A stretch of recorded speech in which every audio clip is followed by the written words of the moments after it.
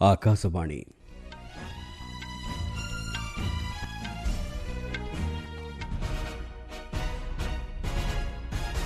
संवाद पढ़ुछंती चंदन घोष।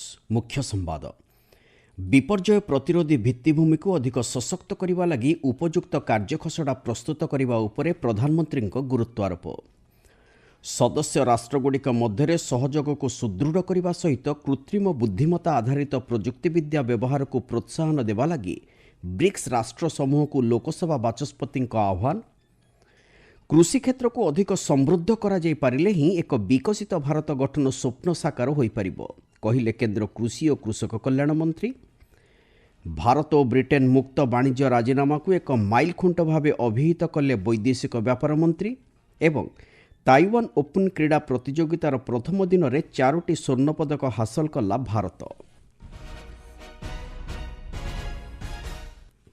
विपर्यय प्रतिरोधी भित्तिभूमि को अधिक सशक्त करने सहित यार सफल परिचालना लगी उपयुक्त कार्यखसड़ा प्रस्तुत करने उपरे प्रधानमंत्री नरेंद्र मोदी गुरुत्वारोप करिसेंति। विपर्यय प्रतिरोधी भित्तिभूमि 2025 आंतर्जातिक सम्मेलन में वीडियो वार्ता दे से कहिसेंति। श्री मोदी कहिसेंति ए दिगरे विकासशील देशगुड़िक लगी पर्याप्त अर्थर उपलब्ध कराइबा उचित। सेहिभଳି विपर्यय सतर्क सूचना व्यवस्था को अधिक सशक्त करा सहित ए दिगरे उपयुक्त समन्वय रक्षा करा जाई पारिले समयोपयोगी निष्पत्ति निया जाई पारिबो बोली श्री मोदी मतव्यक्त करिसेंति। एहा द्वारा प्रत्येक प्रभावित व्यक्ति को ठीक समय सूचना प्रदान करा सहित विपर्ययरू रक्षा करा जाई पारिबो बोली प्रधानमंत्री कहिसेंति। एही सबु प्रसंग चलित सम्मेलन रे स्थान पाइबो बोली से आशा व्यक्त करिसेंति। एही सम्मेलन रे आफ्रिकीय संघ जोग देथिवारु प्रधानमंत्री संतोष व्यक्त करिसेंति।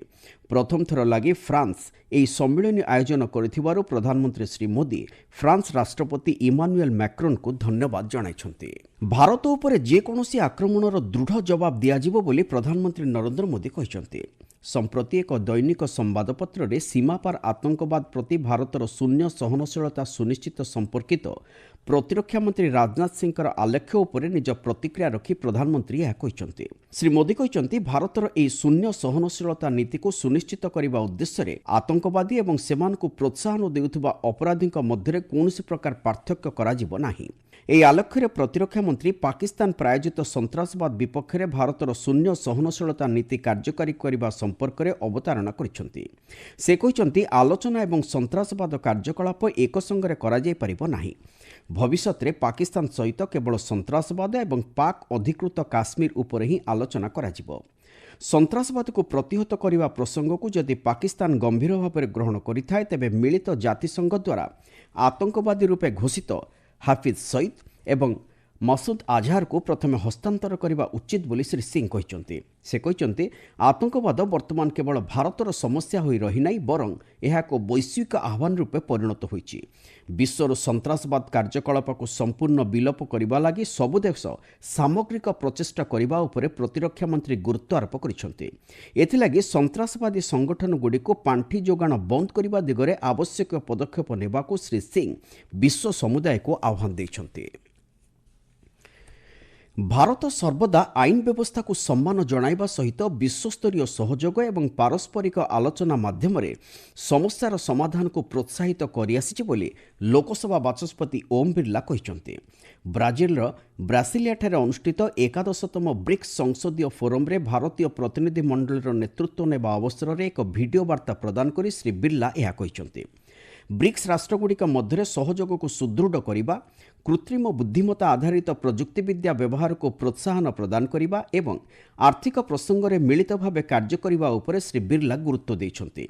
पहलगाम आतंकवादी आक्रमण घटना को ब्रिक्स सदस्य राष्ट्र निंदा करिसेंति।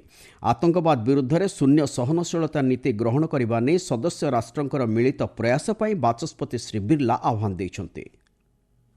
डिक्लेरेशन में ब्रिक्स देशों ने माना कि आतंकवाद के खिलाफ हमें सामूहिक लड़ाई लड़नी होगी। उन्होंने भारत में 22 अप्रैल को पहलगाम कश्मीर में हुई आतंकवादी घटना की निंदा की और साझे प्रयासों से मिलकर आतंकवाद के खिलाफ जीरो टॉलरेंस की नीति बनानी चाहिए। भारत के प्रधानमंत्री जी ने भी विश्व के देशों को आह्वान किया था कि सभी विश्व के देशों को आतंकवाद के खिलाफ जीरो टॉलरेंस की नीति बनानी चाहिए। ପରବର୍ତ୍ତୀ ବ୍ରିକ୍ସ ସମ୍ମିଳନୀ ଭାରତର ଆୟୋଜନ କରାଯିବ ବୋଲି ସେ କହିଛନ୍ତି। ଏଥିରେ ଅର୍ଥନୈତିକ, ସାମାଜିକ, ବାଣିଜ୍ୟ, କୃତ୍ରିମ ବୁଦ୍ଧିମତ୍ତା ଏବଂ ଅନ୍ୟାନ୍ୟ ପ୍ରସଙ୍ଗ ଉପରେ ସଦସ୍ୟ ରାଷ୍ଟ୍ରମାନଙ୍କ ମଧ୍ୟରେ ମତ ବିନିମୟ ହେବ ବୋଲି ଲୋକସଭା ବାଚସ୍ପତି ଶ୍ରୀ ବିର୍ଲା ମତବ୍ୟକ୍ତ କରିଛନ୍ତି। ଆପଣମାନେ ସମ୍ବାଦ ଶୁଣୁଛନ୍ତି ଆକାଶବାଣୀରୁ।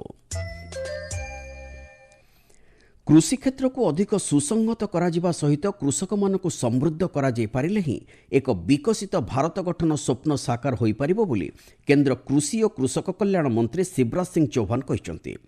ଆଜି ମଧ୍ୟପ୍ରଦେଶର ଶିହରଠାରେ ବିବିଧ ବିକାଶମୂଳକ ପ୍ରକଳ୍ପର ଉଦ୍ଘାଟନ ଅବସରରେ ଅନୁଷ୍ଠିତ ଏକ ସମାରୋହରେ ଉଦ୍ବୋଧନ ଦେଇ ଶ୍ରୀ ଚୌହାନ କହିଛନ୍ତି, ବିକଶିତ କୃଷି ସଂକଳ୍ପ ଅଭିଯାନ ମାଧ୍ୟମରେ କୃଷକମାନେ କୃଷି ବିଜ୍ଞାନୀମାନଙ୍କର ପରାମର୍ଶ ଅନୁଯାୟୀ କାର୍ଯ୍ୟ କଲେ ଅଧିକ ଲାଭବାନ ହୋଇପାରିବେ। मेरे विभाग में 16,000 वैज्ञानिक है कृषि विभाग में। मैंने वैज्ञानिकों से कहा रिसर्च जो की है वो जाके गांव में किसानों को बताना पड़ेगा ताकि किसान उसके अनुरूप खेती कर सके और उत्पादन बढ़ा सके। विकसित भारत के लिए विकसित खेती और समृद्ध किसान, ये हमारा संकल्प है। इसको वैज्ञानिकों के साथ कृषि विभाग भारत सरकार, कृषि विभाग मध्य प्रदेश सरकार, केबीके कृषि विज्ञान केंद्र मिलकर पूरा करेंगे ताकि इसी साल खरीफ की फसल में उत्पादन हम बढ़ा सकें। ଏହି ସମାରୋହରେ ଶ୍ରୀ ଚୌହାନ ମଧ୍ୟପ୍ରଦେଶରେ ପ୍ରଧାନମନ୍ତ୍ରୀ ଗ୍ରାମୀଣ ଆବାସ ଯୋଜନା 2018ର ହିତାଧିକାରୀଙ୍କୁ ପକ୍କା ଘର ବଣ୍ଟନ କରିଛନ୍ତି। ଏହି ଯୋଜନା ଅଧୀନରେ ନିର୍ମିତ ହୋଇଥିବା 7,85,356ଟି ଘର ଲାଗି ପ୍ରଧାନମନ୍ତ୍ରୀ ନରେନ୍ଦ୍ର ମୋଦି 9,424 କୋଟି ଟଙ୍କା ମଞ୍ଜୁର କରିଥିଲେ। ଏହି ଅବସରରେ ମନରେଗା ଯୋଜନା ଅଧୀନରେ ମଧ୍ୟପ୍ରଦେଶ ଲାଗି 6,263 କୋଟି ଟଙ୍କାର ଏକ ଶ୍ରମିକ ବଜେଟ୍ ମଧ୍ୟ କୃଷିମନ୍ତ୍ରୀ ଘୋଷଣା କରିଛନ୍ତି।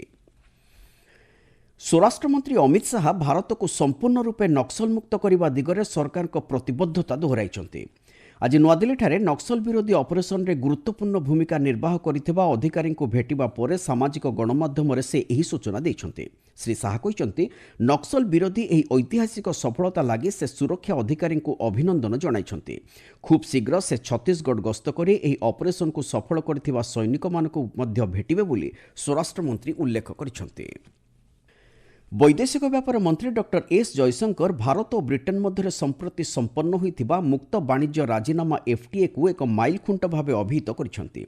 ଆଜି ନୂଆଦିଲ୍ଲୀଠାରେ ବ୍ରିଟେନ୍ ବୈଦେଶିକ ସଚିବ ଡେଭିଡ୍ ଲାମିଙ୍କ ସହିତ ସାକ୍ଷାତ ଆଲୋଚନା ସମୟରେ ଏହି ପ୍ରତିକ୍ରିୟା ରଖି ଡକ୍ଟର ଜୟଶଙ୍କର କହିଛନ୍ତି, ଦୁଇ ଦେଶ ମଧ୍ୟରେ ସ୍ୱାକ୍ଷରିତ ହୋଇଥିବା ଉଭୟ ଚୁକ୍ତିନାମା ଏଫ୍ଟିଏ ଏବଂ ଡବଲ କଣ୍ଟ୍ରିବ୍ୟୁସନ୍ କନଭେନ୍ସନ୍ କେବଳ ବାଣିଜ୍ୟ ପୁଞ୍ଜିନିବେଶକୁ ପ୍ରୋତ୍ସାହିତ କରିବ ତାହା ନୁହେଁ, ବରଂ ଦ୍ୱିପକ୍ଷୀୟ ସମ୍ପର୍କକୁ ଅଧିକ ସଶକ୍ତ କରିବା ଦିଗରେ ରଣନୈତିକ ଦିଗଗୁଡ଼ିକ ଉପରେ ସକାରାତ୍ମକ ପ୍ରଭାବ ପକାଇବ। ଏହାଛଡ଼ା ଯୋଗାଣ ଓ ମୂଲ୍ୟ ଶୃଙ୍ଖଳ ସୁଦୃଢ଼ କରିବା ଦିଗରେ ଏହି ରାଜିନାମା ସହାୟକ ହେବ ବୋଲି ଡକ୍ଟର ଜୟଶଙ୍କର ମତବ୍ୟକ୍ତ କରିଛନ୍ତି। ପହଲଗାମ ସନ୍ତାସବାଦୀ ଆକ୍ରମଣକୁ ବ୍ରିଟେନ୍ ସରକାର ଦୃଢ଼ ନିନ୍ଦା କରିବା ସହିତ ସନ୍ତାସବାଦ ବିରୋଧୀ ଲଢ଼େଇରେ ଭାରତକୁ ସମର୍ଥନ ଦେଇଥିବାରୁ ଡକ୍ଟର ଜୟଶଙ୍କର ଧନ୍ୟବାଦ ଜଣାଇଛନ୍ତି। ସନ୍ତାସବାଦ ବିରୁଦ୍ଧରେ ଭାରତର ଶୂନ୍ୟ ସହନଶୀଳତା ନୀତିର କାର୍ଯ୍ୟକାରିତା ଉପରେ ଡକ୍ଟର ଜୟଶଙ୍କର ଆଲୋକପାତ କରିବା ସହିତ ଭାଗିଦାରୀ ରାଷ୍ଟ୍ରଗୁଡ଼ିକ ଏହାକୁ ଉତ୍ତମ ରୂପେ ହୃଦୟଙ୍ଗମ କରିପାରିବେ ବୋଲି ଆଶାବ୍ୟକ୍ତ କରିଛନ୍ତି। ଆନ୍ତର୍ଜାତିକ ମହାସାଗର ସମ୍ମିଳନୀରେ ଯୋଗଦେବା ଲାଗି କେନ୍ଦ୍ର ଭୂବିଜ୍ଞାନ ମନ୍ତ୍ରୀ ଡକ୍ଟର ଜିତେନ୍ଦ୍ର ସିଂଙ୍କ ନେତୃତ୍ୱରେ ଏକ ଉଚ୍ଚସ୍ତରୀୟ ପ୍ରତିନିଧି ଦଳ ଆଜି ଫ୍ରାନ୍ସ ଅଭିମୁଖେ ଯାତ୍ରା କରିଛନ୍ତି। ମିଳିତ ଜାତିସଂଘ ମହାସାଗର ସମ୍ମିଳନୀ ଫ୍ରାନ୍ସର ଉପକୂଳ ସହର ନାଇସ୍ଠାରେ ଆସନ୍ତାକାଲିଠାରୁ ଆରମ୍ଭ ହେବ। ଏହା ଆସନ୍ତା 13 ତାରିଖ ପର୍ଯ୍ୟନ୍ତ ଚାଲିବ।